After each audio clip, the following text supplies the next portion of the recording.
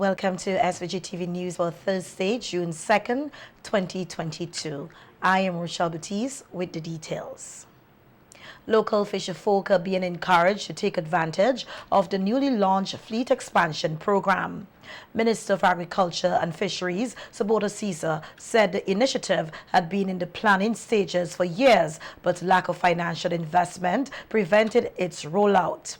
The program, which is a collaboration with the Kingston Cooperative Credit Union Limited, was officially launched today at the Kingston Fisheries Complex. The program is geared towards increasing the size and number of fishing vessels in St. Vincent and the Grenadines, and thereby give stakeholders the ability to take advantage of the island's blue economy. The government has invested $1.5 million into the program, and Minister Caesar says the project will be marketed to fisher folk on mainland St. Vincent and in the Grenadines. He says it is a priority that international standards are maintained. I am aware that many persons are very anxious and they're willing to participate in the National Fleet Expansion Program. But we have to always keep as a watchword the importance of standard and quality, and to have the requisite systems in place, because at the end of the day, we are here to develop a product, and it will be financed jointly between the government of St. Vincent and the Grenadines and KCCU, and of course persons will be placing some personal equity into the investment. Minister Caesar made a special call for young people to join the initiative, adding that an additional $4 million is expected to be invested into the program in the future. We want to say to you that this is an opportunity.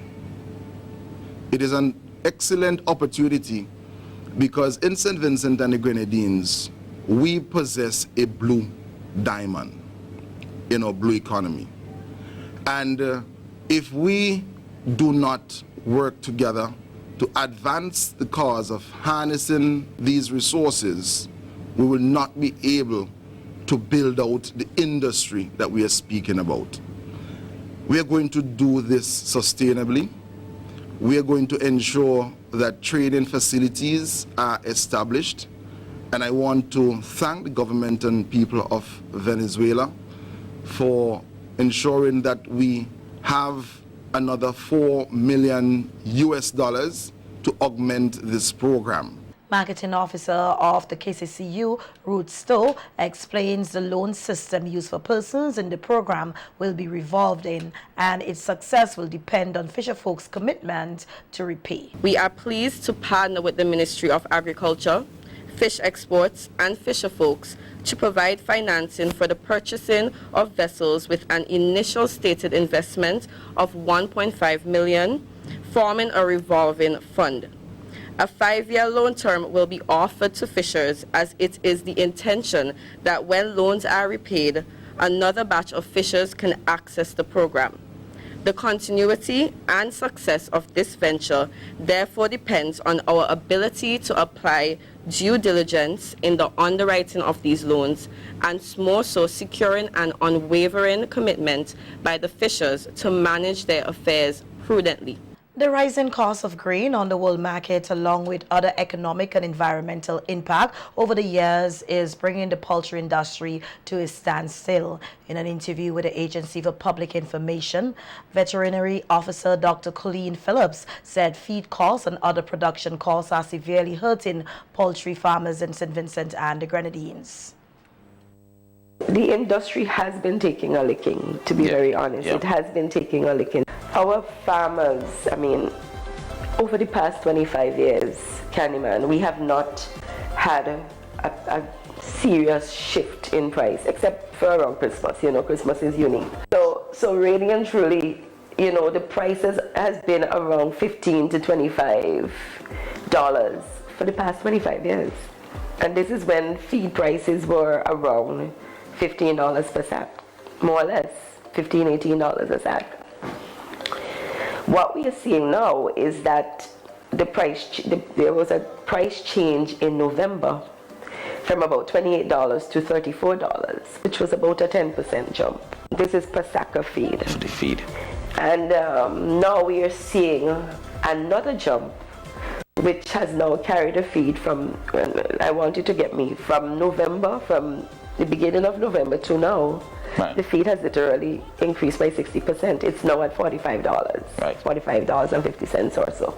Dr. Phillips said though government will try to provide subsidies given the circumstances, noting that it is still a case where they will not be able to maintain the subsidies, and insisted that for farmers and the industry to remain sustainable, an increase in the price of eggs is inevitable. The cost to produce a flat of eggs, and let me put it that way because we're familiar with the flat, a cost to produce the flat of eggs is about $20. For a farmer to break even right now, where the amount of money they put in to produce the egg is equal to what they get back, it has to be sold. That flat of egg has to be sold at $20. If they sell anything below that, they're not going to be making a profit. They're not going to be, it's pretty much like we say, spinning top in money. Even at $20, there's no profit.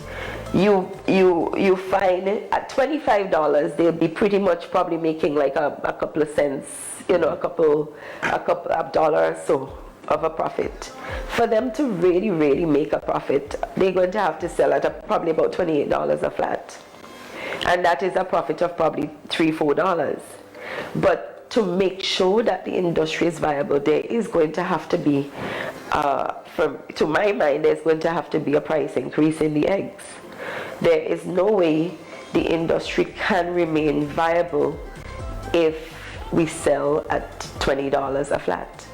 The farmers are not going to make it, and the industry would crumble. Dr. Phillips said interventions such as public awareness is one of the ways they are trying to make the consumer understand why the pending increase is necessary. And the Ministry of Agriculture is partnering with poultry farmers across St. Vincent and the Grenadines to properly strategize on how to effectively manage all aspects of their farms. This is according to Dr. Phillips.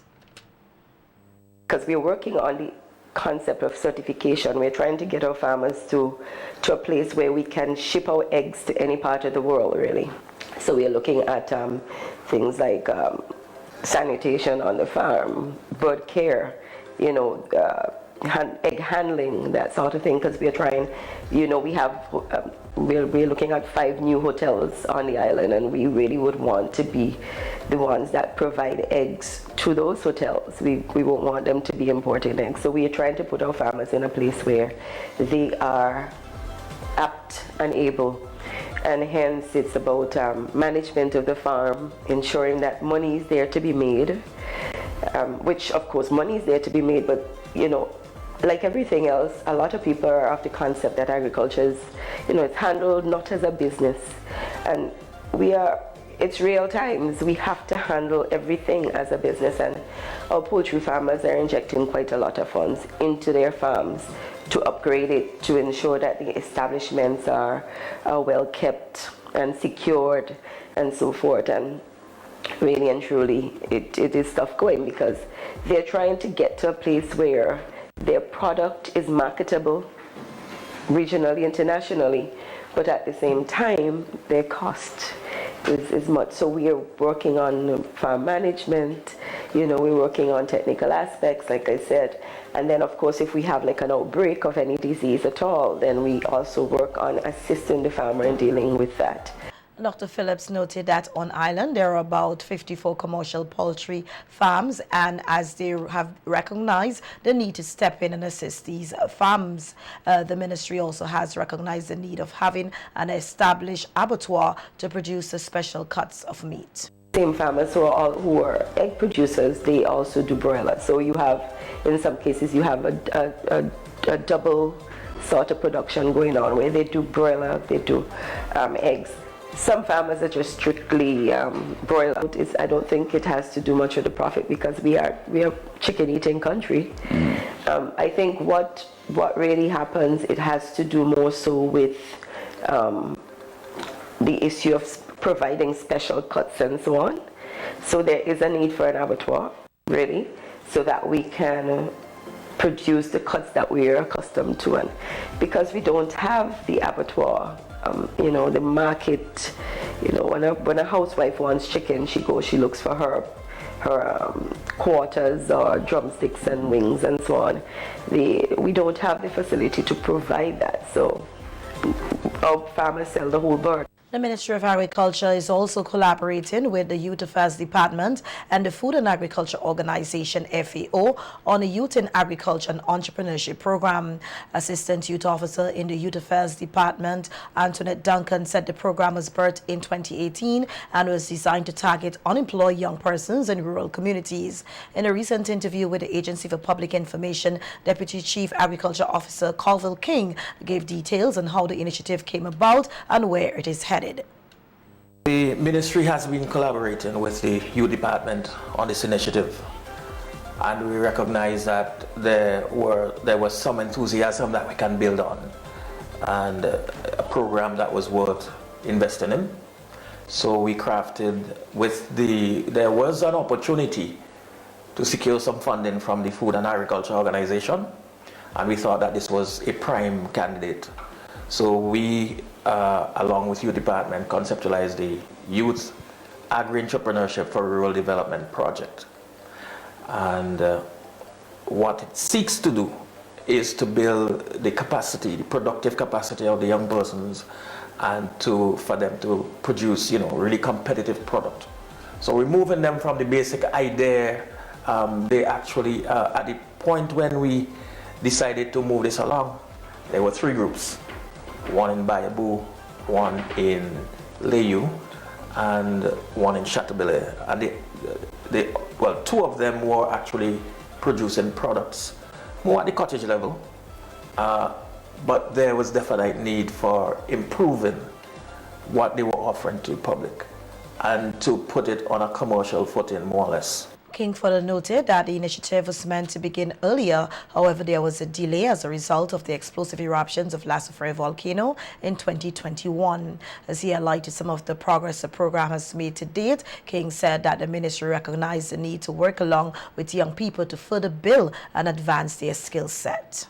We've had a number of activities. So one of the first things we did was to participate in a value chain training and a screening of various ideas. What commodities have strong market potential, at least from a cursory look of it.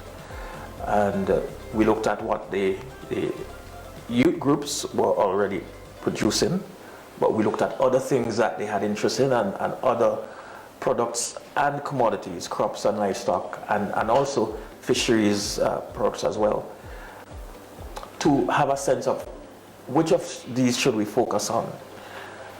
Because while you may have a product that looks well, there may not be a strong demand. It's not as competitive as it ought to be. And we need to be able to work along with the young persons, build their skills to be able to present something on the market for which there's a strong demand, or for which there's a demand, but to be better able to meet the consumer needs. King also took the opportunity to urge young people who are interested in advancing or developing their skills in agriculture to reach out to the relevant departments and get involved in the program. We're not simply just interested, as I may have hinted. We are establishing incubators as a platform for further training, for the youth participation. So if there are communities or young persons interested, they can contact the youth department, the Ministry of Agriculture, to get involved, to help us, for us to help you shape, develop the group, and to pass on the skill sets and so on. I'm just saying, what we're doing is also helping with ideation, helping them to move the idea from just a basic one to one with significant demand and growth potential.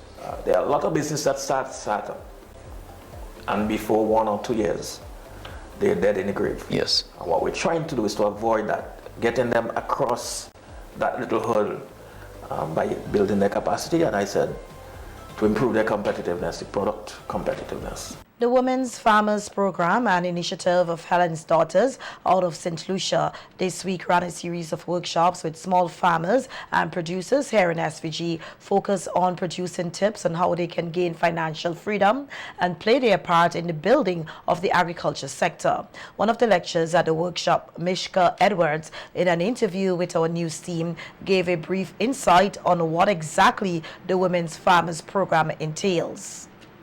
Farmers Program is a program that was designed by Helen's Daughter, an organization in St. Lucia, to basically train farmers and individuals who are looking to get into farming activities in sustainable agriculture, marketing linkages, food safety, which is very important because oftentimes farmers are involved in production but they are not taking into consideration food safety. So food safety, nutritional marketing, which is very important, so you can know about the product that you grow, the commodity that you grow, you'll know about the nutritional content of those sort of things. And last but not least, the financial aspect in terms of assisting you to design a business plan and those sort of things. Edwards said 70 women have already graduated from the program, and the facilitators are already planning training with another cohort. 2 cohorts so far who was already graduated, with a total of 70 women farmers from St. Vincent and Grenadines. We have the 3rd cohort coming on stream on June the 7th, which will give you a total of 122 women overall who would be trained under the Women's Farmers Academy.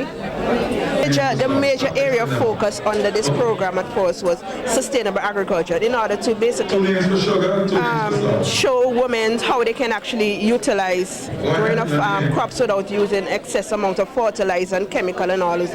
Try to be sustainable, also taking into consideration the environment, because if you don't take care of the soil, it can actually die. So you have to focus on actually taking care of the soil so you can have prolonged production. So the main focus was on sustainable agriculture. According to Edwards, the economic downturn that many women fell victim as a result of the pandemic and the 2021 volcanic eruptions was one of the main reasons for the Women's Farmers Program. When Keithlin reached out to me and she was talking about putting a program like this together, one of the reasons this came up because of a recent volcano eruption, and a lot of women are home unemployed. So one of the major, as I said, sustainable agriculture is a major aspect of this program. So it can actually help you to actually grow a crop in your backyard. So we focus on things like even hydroponic aquaculture and those sort of things. So you can grow something in your backyard and provide it for your home. Like for example, Aurora, who is actually doing pepper sauce and those sort of things. We encourage them to grow everything that they grow for this for their product. So one of the things I presented to my group is Mr. Stacky, where you would use a small area and produce about 600 plants. So that would be ideal for a lady who is home, a woman who is unemployed and even have kids. The kids gone to school in the day and they will work on the farm right in the backyard right there. So they can actually provide an income for their family. Our news team caught up with one of the participants of the program who said she is grateful for the invaluable information received through the program. The Women's Farmers Academy provided for me a wealth of information. As we are encouraged to be more sustainable and produce what we use, we have learned techniques in our gardening, even simple things like learning how to choose my seedlings. Before I used to go and look for seedlings, and even though the seedlings are small, I used to say, oh, if they have blossoms on it, this is a good seedling. No. During this course, I learned that those seedlings are suffering from hard times, and they flower as a means of survival. So imagine me learning that. I say, oh Lord, and just a week before I had bought some hard time pepper seedlings. So these kind of things, it helps us to be more efficient, and I am putting what I learn into practice so I would be more productive in my business. In a COVID-19 update now, we hear that active COVID-19 cases in SVG are now at 144. In the latest report issued on Wednesday, 11 new PCR and 10 rapid antigen cases were recorded, with 4 hospitalizations. 4 recoveries were also noted for the reporting period. 108 persons have died from the illness here in SVG. To date, 71,018 COVID-19 vaccines have been administered on island. Of this number, number, 36,573 are first doses, 30,654 are second doses, and 3,777 are boosters. The Ministry of National Mobilization and the Treasury Department is working to identify and contact over 500 individuals who are yet to collect grants which were issued last December. The grants are part of the ministry's Volcano Relief Program to assist North Windward and North Leeward residents who were displaced from their homes during the last Frere eruption. Speaking on NBC Radio face-to-face program on Wednesday, Prime Minister Dr. Ralph Gonsalves said he was made aware of the uncollected checks by way of a memo dated May 17th from the Accountant General to the Permanent Secretary in the Ministry of National Mobilization. The memo states that the uncollected checks issued in the amount of 800 Eastern Caribbean dollars were initially left at the revenue offices in Georgetown and Barely. Memo continues from the Accountant General to the Permanent Secretary Mobilization. The unpaid checks were initially left at Barely and Georgetown revenue offices to make it easier for the recipients to collect. As of the 17th of May 2022, there are over 500 uncollected checks. The checks are currently at the Treasury Department, and we are soliciting your assistance in contacting the recipients to collect their checks at the Treasury Department. And I have the names of the people here. I circulate the document for everybody in cabinet, but particularly the persons who are in the red zone, the orange zone, and yellow zone. Prime Minister Gonsalves said he believes the system for the distribution of the grants should have been better coordinated and that efforts should have been made to contact the recipients sooner. Social development will deal with that. And they told me yesterday that they're dealing with it, but there should have been a better coordination, I said to them. That they shouldn't have just assumed that all the monies were paid because they put on the names at the Treasury, but they should have been checking the Treasury. But the Accountant General is concerned that they had the checks at Georgetown and Barely. But the people didn't go and collect them, despite the fact that the information went out. And PM Gonsalves says a government is trying to hold off the global increase in fuel prices. The gas prices in SVG have climbed above $15 per gallon. On NBC Radio on Wednesday, PM Gonsalves reiterated that it is becoming increasingly difficult for government to maintain the current subsidy on fuel prices. Back in April, government announced that the excise tax would be reduced by 50%. Prime Minister Gonsalves says his government is trying to spare Vincentians from having to pay more than $16 per gallon at the pump. Well, there's a lot of discussion going on in the newspaper about the rise in gasoline price. You remember a few weeks ago, I said to you that the prices which are coming in, the imports of the fuel, they're going up. And that I don't know how long we can hold the line. But I just want people to know that gasoline now is $15.35 a gallon.